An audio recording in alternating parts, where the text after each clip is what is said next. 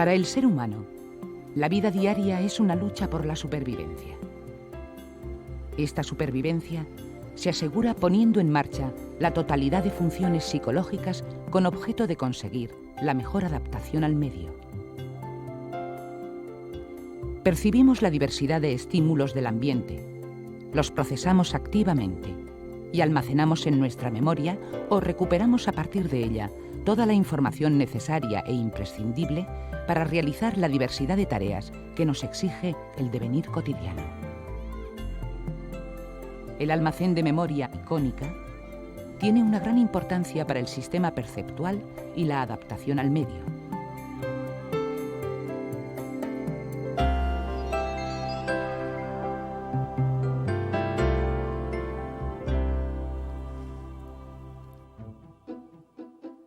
Describiremos en primer lugar el marco teórico y la principal investigación experimental puesta en marcha para su estudio. Analizaremos las principales propiedades de capacidad y duración que la definen y expondremos la importancia ecológica de este almacén de memoria en los procesos de recogida de información visual.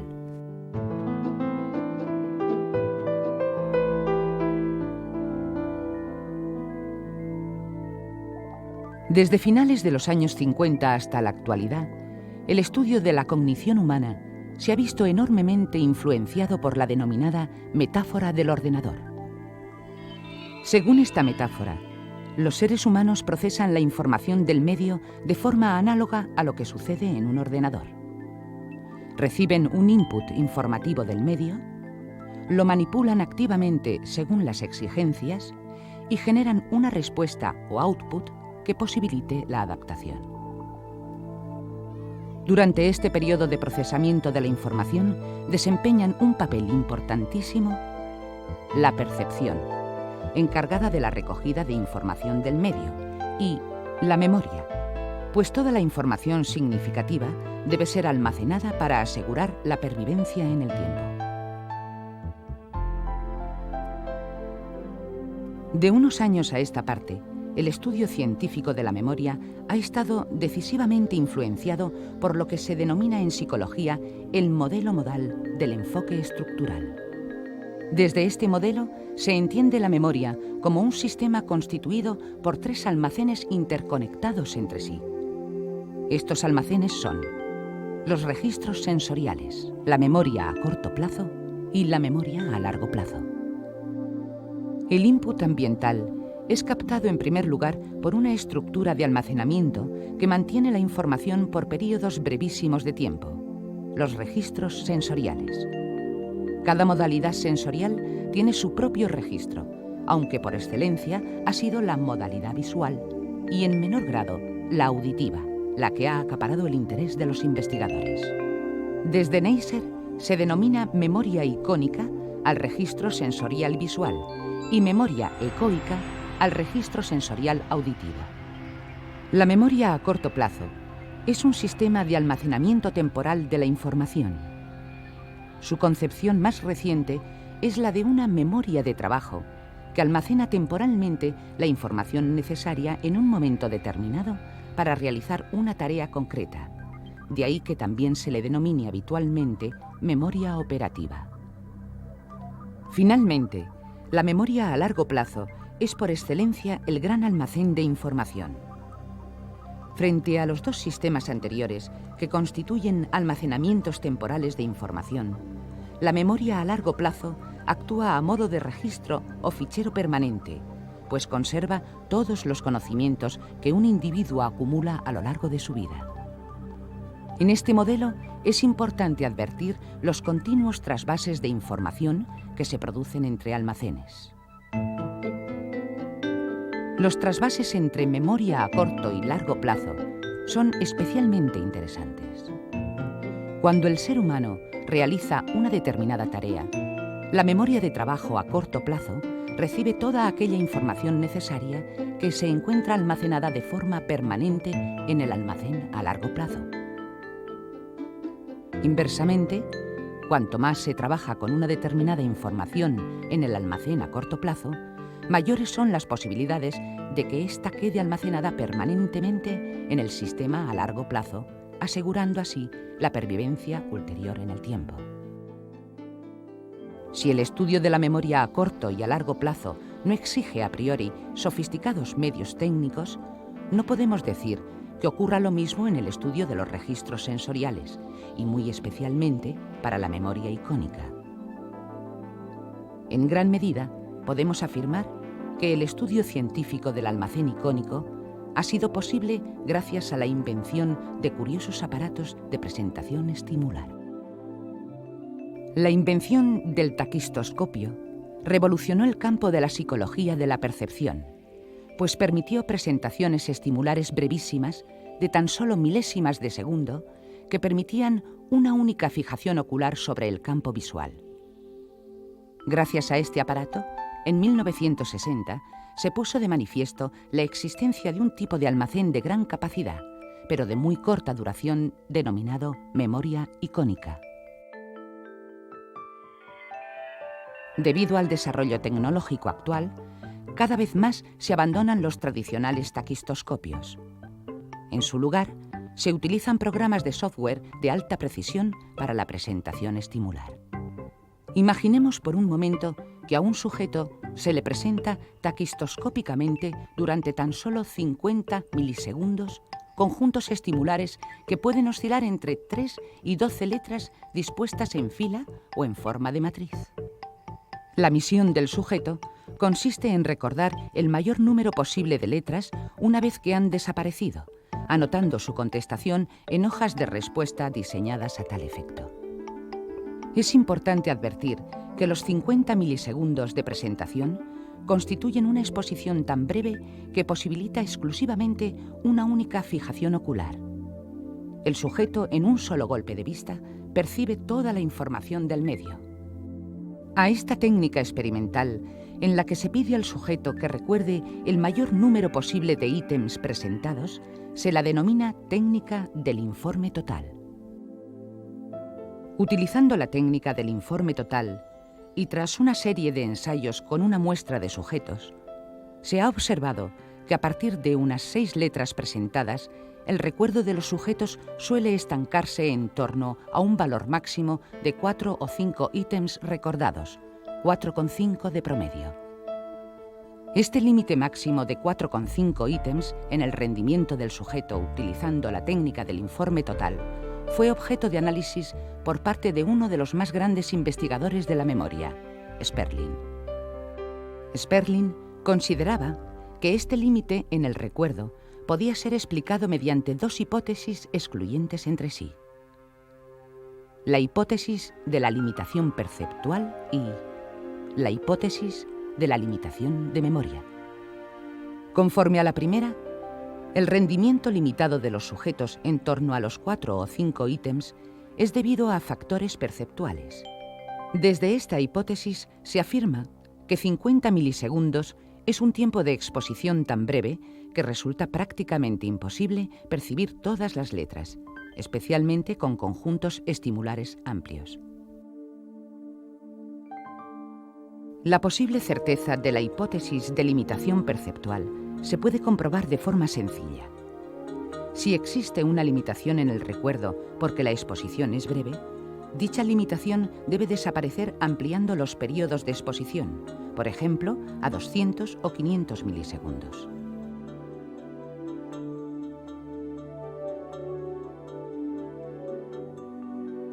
Sperling refutó esta idea.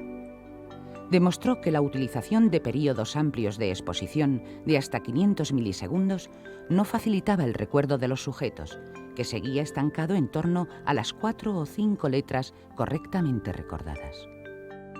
Demostrado que los problemas de recuerdo de los sujetos no son debidos a falta de tiempo para percibir el conjunto estimular completo, la siguiente hipótesis que cabe manejar para explicar los resultados es la hipótesis de la limitación de memoria.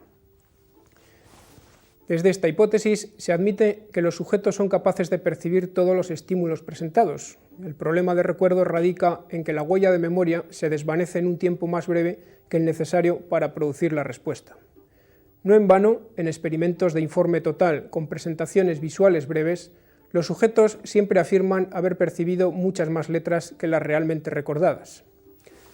En realidad, comprobar y verificar la hipótesis de los límites de memoria exigió desarrollar una nueva técnica alternativa al informe total que permitiera superar sus posibles limitaciones y facilitar el recuerdo del sujeto. Esta técnica experimental es lo que se conoce como técnica del informe parcial. Los experimentos de informe parcial utilizan similares presentaciones taquistoscópicas a las empleadas en el informe total. La diferencia estriba en la forma en que se evalúa el recuerdo del sujeto, ya que se sigue un procedimiento de muestreo aleatorio.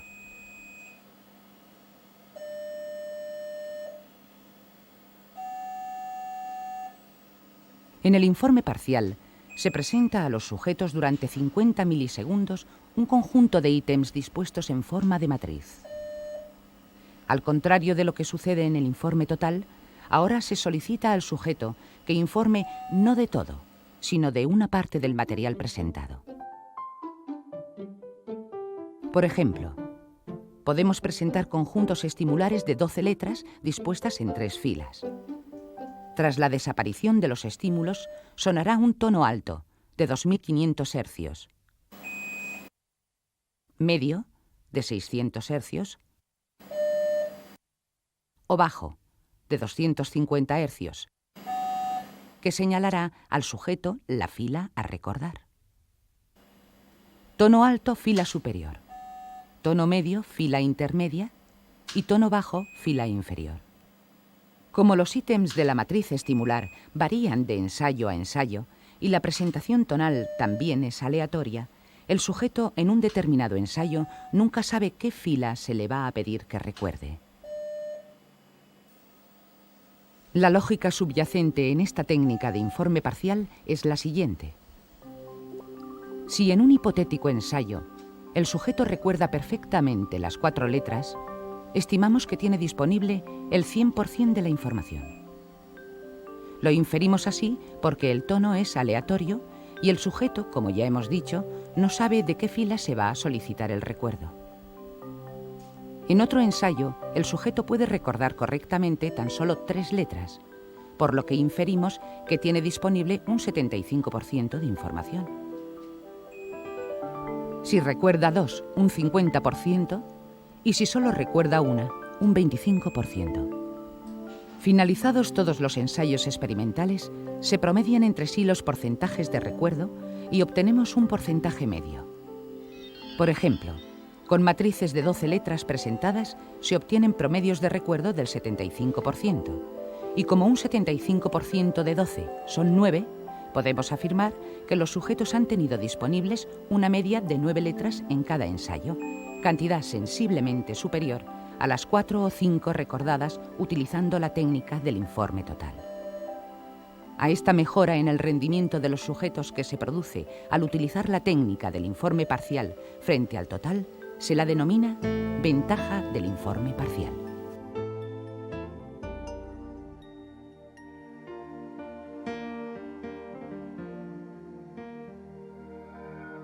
Es importante advertir la trascendencia que ha tenido en investigación sobre memoria el desarrollo de la técnica de informe parcial.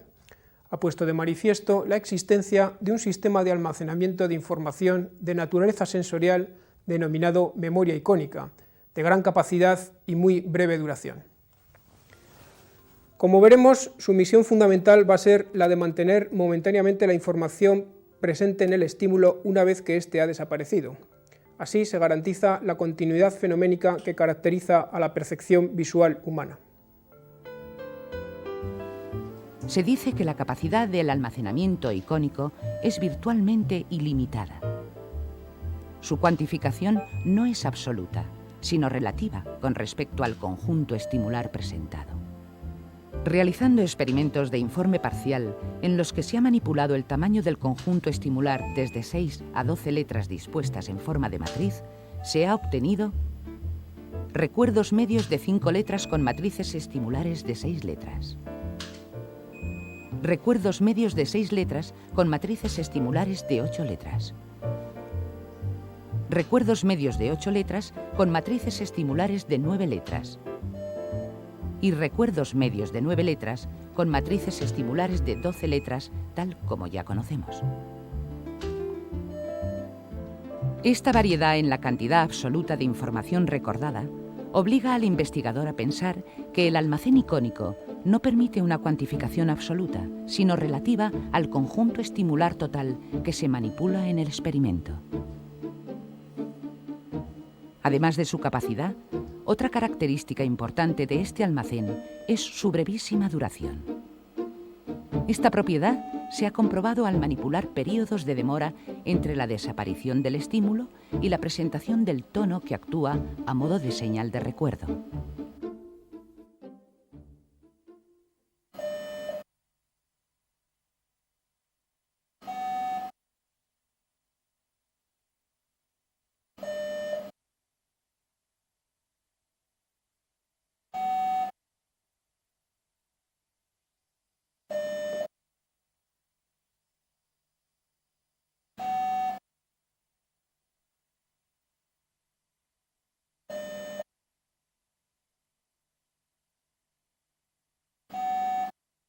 Presentar el tono que señala la fila a informar inmediatamente después a la desaparición del conjunto estimular facilita el recuerdo del sujeto. Sin embargo, demoras progresivas de la señal de hasta 1 segundo producen un deterioro en el recuerdo del sujeto hasta quedar equiparado el rendimiento con el obtenido en el informe total.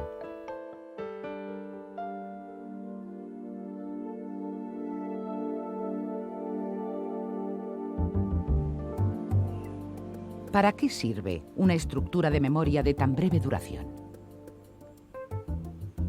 Resulta curioso que un sistema de memoria, cuya pervivencia se estima en milésimas de segundo, tenga alguna utilidad práctica para el ser humano.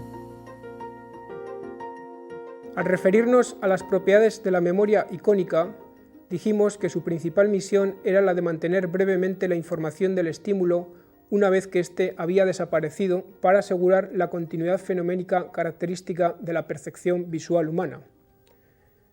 Como vamos a ver, es precisamente al hablar de la funcionalidad del almacén icónico donde podemos encontrar el nexo de unión entre memoria y percepción, y este nexo se localiza en el proceso de recogida de información mediante movimientos oculares. Aparentemente, cuando percibimos los estímulos del medio, nuestra experiencia subjetiva corresponde con un fluir continuo de estímulos. Miramos alrededor y tenemos la sensación de que captamos la información del exterior sin cadencias o cortes.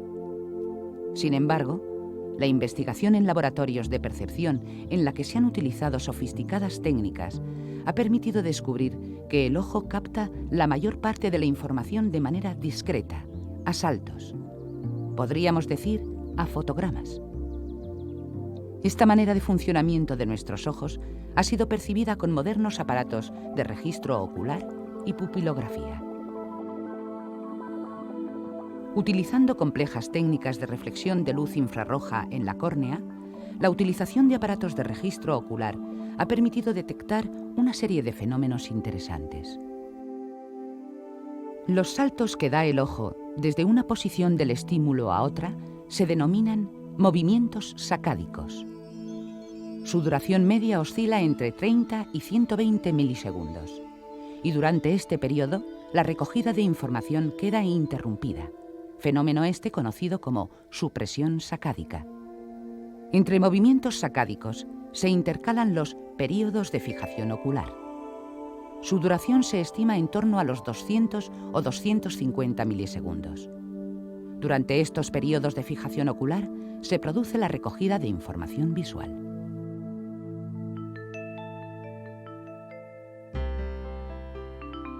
Podríamos decir que este comportamiento físico del ojo es análogo al de una cámara fotográfica.